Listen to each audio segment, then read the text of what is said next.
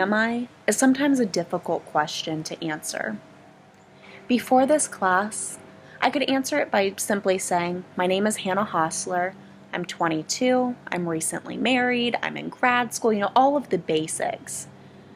But I think I would throw in there, now going over all of the things that we have in this class, that I'm also open-minded and accepting. I believe that the way in which I was raised really helped me to be both accepting and open-minded. I was raised by my mom, who just happens to also be an LCSW. The way she raised me was to respect and accept others, even in times when it's hard.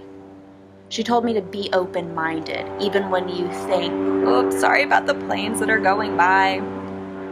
This is the downfall of being a person who likes to be outside. So she told me to be open-minded, even when you think deep down that you're always right. But she also told me to practice empathy. These might seem like basic concepts, but she did this while society was looking down upon her because she's gay. She instilled in me the desire to help those who are hurting and even those who hurt others. She did this while she was being hurt. I watched her go through it, and it really has impacted the way I've approached this program. This class has reassured me on my core values and ultimately how I see myself.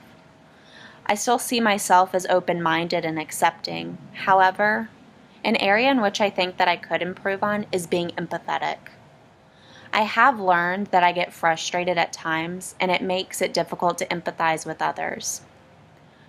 When Dr. Chappell touched briefly on disabilities, it made me re-examine certain areas of my life, especially when it comes to my current place of employment. Sometimes I get really irritated with my students because it seems like they're not putting forth the effort. But if I take a step back and look at the whole picture, there might be more that's going on.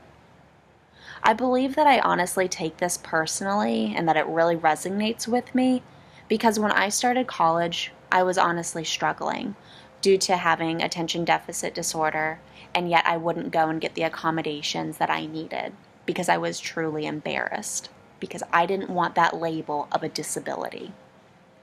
Once I got the accommodations, though, I noticed a huge difference, and I improved. I excelled.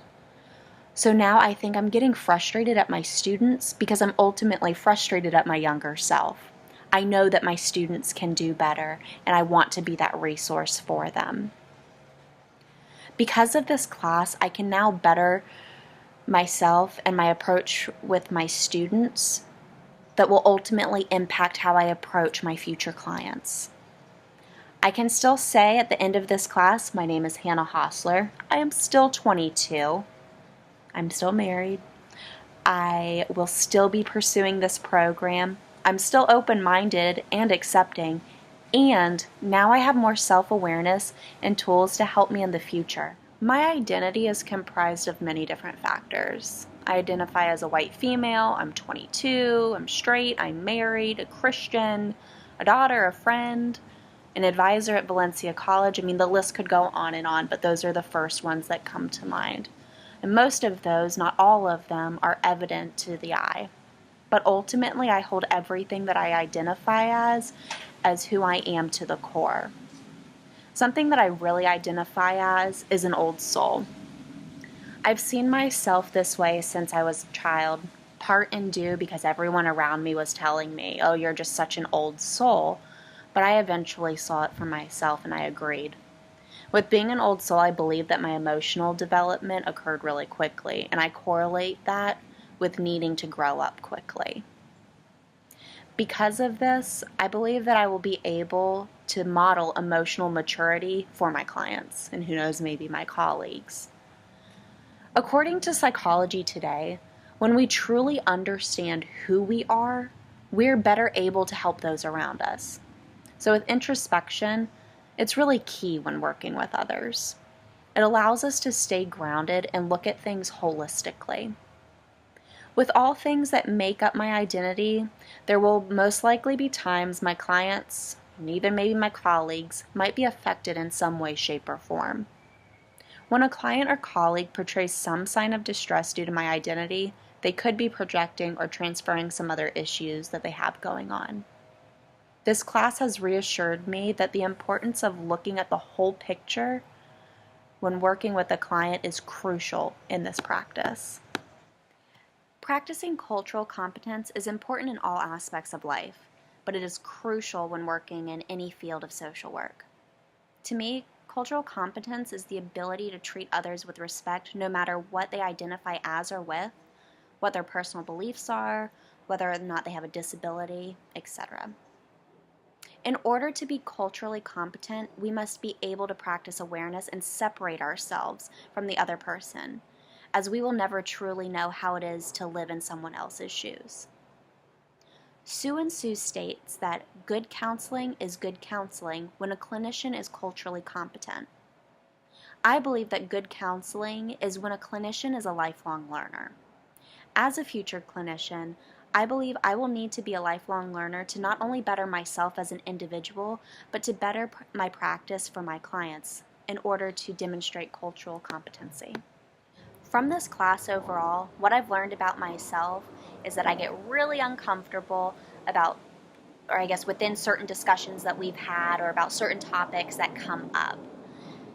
The activity that really solidified this awareness on my part was the very first activity we had in class, the icebreaker with the headbands, where we had to go around and not be politically correct with everyone.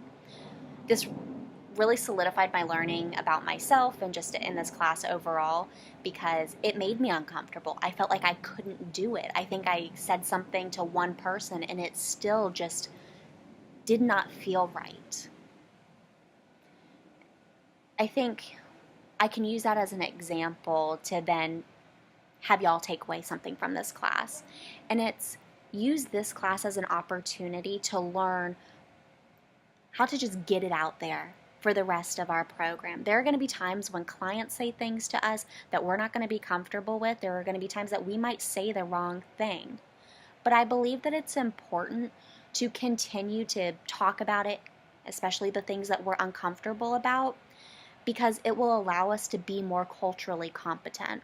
We won't be holding everything in what I call like our jar of junk, because eventually you keep shoving in your uncomfortable stuff, it's going to blow up eventually. So let's keep talking as a class, as a cohort, and just move through this program to better make ourselves culturally competent.